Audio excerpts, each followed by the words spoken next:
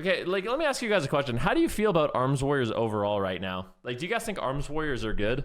I'm not trying to be a propagandist, but I feel like Warriors are pretty good right now, right? Like, Arms Warriors are quite strong. What do you guys think? So, yeah, I wanna just, like, okay, so this, okay. All right, so let's just look at this, okay? I know you guys don't always like when I look at these numbers, but I do think they're important. So we'll look at the top 500, the last 14 days in the US. Arms Warriors are the #1 melee. And in Europe, Arms Warriors are the #1 melee. So in both regions, in the top 500, Arms Warriors are the #1 melee in 3v3. Let's look at Solo Shuffle as well, because a lot of you guys will just say that they suck in Solo Shuffle. Let's look, what's a good, 2400 plus? 2400 plus, 15% of the melee representation is Arms Warriors. We look at 2700 plus, still about 15%, so not doing too bad. And then we could look at 2800 plus, still the second highest melee behind Rep Paladins. In Europe, at 2800 plus, they're still very well represented. So I think you could say that Warriors are very strong right now. And these are a compiled list of the changes that they're getting next patch. Like I said, I'm not trying to be a baby, but it's actually crazy they're getting buffed so much. So this is Arms Warrior changes. Okay, so Arms Warrior changes. Mortal Strike damage is going up by 10%. Overpowered damage is being up by 10%. All ability damage, furthermore, is being buffed by 6%. Slam damage is being increased by 25%. Improved Slam's critical strike damage is being reduced, okay. And now they're getting a new PvP talent. Intervene now has 2 charges and reduces the ally's damage taken by 20% for 5 seconds.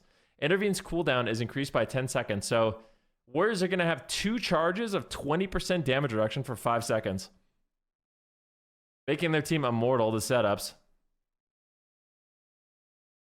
And then they get a new PvP talent, which is crazy. Battlefield Commander. Battle Shout increases your stamina by 3%. So your whole team gets more stamina. Your Piercing Howl also roots the target. So now you're going to get rooted by Piercing Howl. Berserker Shout. Range is increased. Intimidating Shout. Cooldown is reduced. Rallying Cry, movement removes movement impairing effects and grants 30% movement speed to allies. So your Rallying Cry now removes snares and gives you a sprint.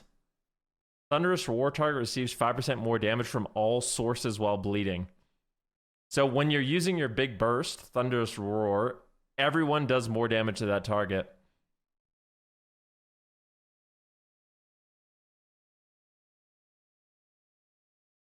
It's actually so wild how buff they're getting. Imagine stacking Monk Orb and Warrior Bleed. Yeah. So the 3rd season in a row of Ret Warrior Fistweaver and the 7th in a row of Ret Warrior Axe. Let's go. All right, let's take a look at Resto Druids. Sup, smiled. All right, so let's look at Resto Druids. Before we look at these changes, let's take a look at how Resto Druids are doing. So they have 40% of the representation above 2800 in Solo Shuffle in EU. They're the only okay, let's go a little bit lower. Let's go like 2400 plus.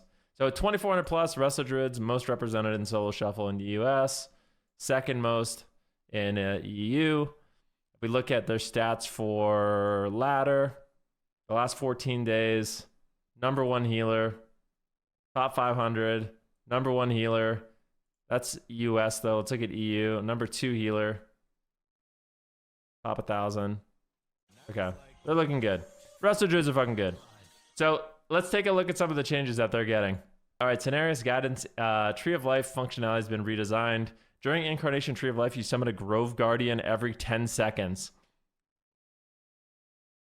The cooldown of Incarnation Tree of Life is reduced by 5 seconds when Grove Guardian fades. So when you press your tree form, you're just going to be pooping out Trents. That's cool. Incarnation Tree of Life now additionally empowers Wrath, causing it to deal 20% more damage and be instant. Reforestation now grants Incarnation Tree of Life form for 10 seconds, was 9 seconds. New talent, liveliness. Your damage over time effects deal their damage 25% faster, and your healing over time effects heal 5% faster. Circle of life and death has been removed. Grove Guardian healing has been increased. Grove Guardian's nourish healing has been decreased. Grove Guardian's Swiftman healing has been reduced. Oh, Grove Trending healing, sorry. So they did nerf Grove Guardians. So the Grove Guardians got nerfed a little bit, but they buffed Regrowth's initial healing by 20%. They buffed Regrowth's heal over time effect by 42%. Rejuvenation got a 25% buff. Wild Growth healing was increased. Doesn't really matter. Wrath on Starfire damage increased by 90%. Cenarion Ward healing is increased by 25%. Swiftmend healing is increased by 30%. Inner Peace now reduces the cooldown of Tranquility by 30 seconds. Sunfire now costs a little bit less mana. Flourish now extends the duration of all your healed overtime effects on friendly targets by 60 yards by 6 seconds and increases the rate of your heals. But like all their heals, what Rejuve is being, is that happening to every healer? Like, okay, let's look. Regrowth now costs 3.2%. So Regrowth costs less mana. Wild Growth costs less mana. They have some new talents too. Call of the Elder Druid. When you shift into a combat shapeshift form, you gain Heart of the Wild for 15 seconds. Jesus. Okay, should we see Affliction Warlock? Wait, should we look at Affliction Warlock Knight? I want to see those ones too. All right, you guys want to see Affliction Warlock? All right, here we go. So all Warlock specs are getting 90% in armor increase. And if you don't know what that means, essentially they're getting 9% physical damage reduction. I'm going to be honest, Warlocks don't need that. I genuinely believe that Warlocks don't need survivability. Unless they delete Impish Instincts, like, I don't know. I don't. I think they're already very tanky. All right, so let's see what they say. We're making some adjustments to Affliction with the goal of allowing Affliction Warlock to opt into spending soul shards to reduce the amount of global cooldowns spent while applying overtime and curse effects to enemies, so more time can be spent on higher impact spells. All right, Rapid Contagion has been removed. Okay, they lost some burst. New PvP talent, Jinx. Casting a curse now applies Corruption and Agony to your target, but curses now cost 1 soul shard. Kinda wild. Yeah, so now when you tongue somebody, it puts Agony and Corruption up. When you exhaustion a warrior, they get Corruption and Agony. So it's basically all your damage is just for free. Now, it does cost a soul shard, but without Rapid Contagion, you're actually going to have a decent amount of soul shards. It's going to be really easy to maintain your dots. And while you're maintaining your dots, use the utility of your curses, which is pretty crazy. Now, also, Corruption damage is increased by 25%.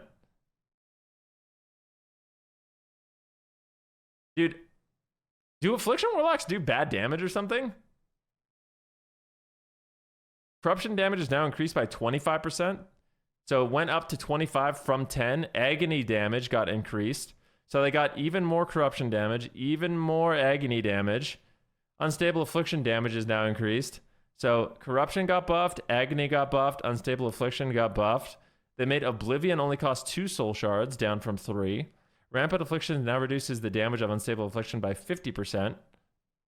Okay, so they did nerf if you want to play the AoE UA. That was nerfed. So single target UA is going to do a lot of damage. So that was actually changed. Grand Warlock's design has been redesigned. Summit Dark Lair cooldown is reduced by 30 seconds. And then, yeah, cool. The warrior changes seem so wild to me. I'm going to be honest. I think the most, like the Resto Druid changes are crazy, but the warrior changes are really crazy. I really think warriors are already so good. Buffs they're getting are, there's something. You think Fistweaver is going to be insane? Yep. God. In order to make Affliction good, dots have to do so much damage that it gets impossible to heal through. Well, I want you guys to also remember one thing about Affliction Warlocks is some of the changes to other classes are the biggest Affliction Warlock buffs. And I'll give you a few examples. Number 1, Hunters can't feign your dots anymore. That was a massive counter to Affliction. So Hunters can't feign death dots anymore. And Priest cannot phase shift to spell dots anymore. So Holy Priests were a big counter. Like, Holy Priests are really popular right now, and they're a big counter to Affliction, and that's just completely gonzo. Can't do that anymore. Yeah, Master Spell's on a 1 minute cooldown. All right, here are the rest of Shaman changes. Healing Stream, healing increased. That's good. What's wrong with that? Wait, Shaman are getting buffed. Healing Stream buffed. Healing Surge buffed, 30%. Healing Wave buffed. Primordial Wave replicates Healing Wave at 40% effectiveness, so they nerfed that. Cloudburst Totem now accumulates 20% of your healing done. Ascendance now duplicates 80% of healing done. Wait, they nerfed Ascendance? They basically nerfed all their AoE. But their single target healing went up a lot. Unleash healing went up. Riptide's healing went up a lot. Wait, Shaman got big buffs. Didn't they? Oh, never mind. Healing Surge no longer increased in PvP combat. Yikes. And they nerfed Healing Wave. Yikes. All right, well, it's over. They actually canceled out the buff. Why did they? Isn't it funny that they canceled out the Resto Shaman healing buffs, but not like warrior damage or something? Yeah, so this is what I'm saying. 10.2, I am excited for a new season. But I am also horrified that I'm scared of warriors, man. Whatever. I'm scared of everything. I feel like every class is leveling up so much, and my class is just getting nerfed. Like, Frost Mage is just losing their tier and losing damage. Hog. Glacial Spike? Well, okay, so let me ask you a question. For the overall strength of Frost Mage, what tier do you think is better? Our current tier, which is 10% Ice Lance damage. So keep in mind, Ice Lance is our #1 damage. So our current tier, 10% Ice Lance damage, 10% Flurry damage. That's our 2 set. Or Glacial Spike damage. What do you think is going to be more consistent and better? All right, let's see Fury Warriors.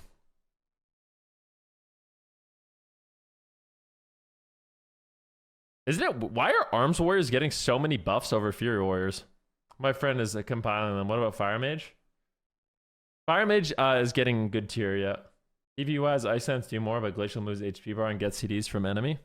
Yeah, but Glacial Spike is just going to get nerfed. Like, here's the thing you have to remember. Anything that one-shots in this game gets nerfed. You don't want to one-shot.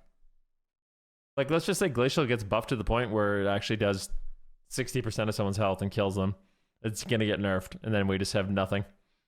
Where do you think Arcane lands? The tier for Arcane is good. So yeah, tier for Arcane is good. Tier for Fire is good. Tier for Frost is mid, I think. Mastery Frost Mage already do 320k Glacials. Do they? I played a lot of Mastery Frost Mages. I never ever got that. I never think that using Hyperbole is good in these kind of these kind of talks. All right, so let's see Windwalker Monk. Wow. So Windwalker Monk, they got their Blackout Kick damage is increased by 150%. Cooldown. Okay, so they changed some of their tier, and then Rising Sun Kick got a 10% buff. Whirling Dragon Punch got a 10% buff. Fist of Fury damage got increased, and additional damage to primary target increased. So Fist got a little damage, Rising Sun Kick got a little damage, Whirling Dragon Punch got a little damage. Evokers got overall damage. They got their Mastery nerfed. Disintegrate is going to do so much damage. Because Disintegrate already has a bunch of PvP modifiers on it, and it's getting increased, and then increased again, and then increased again.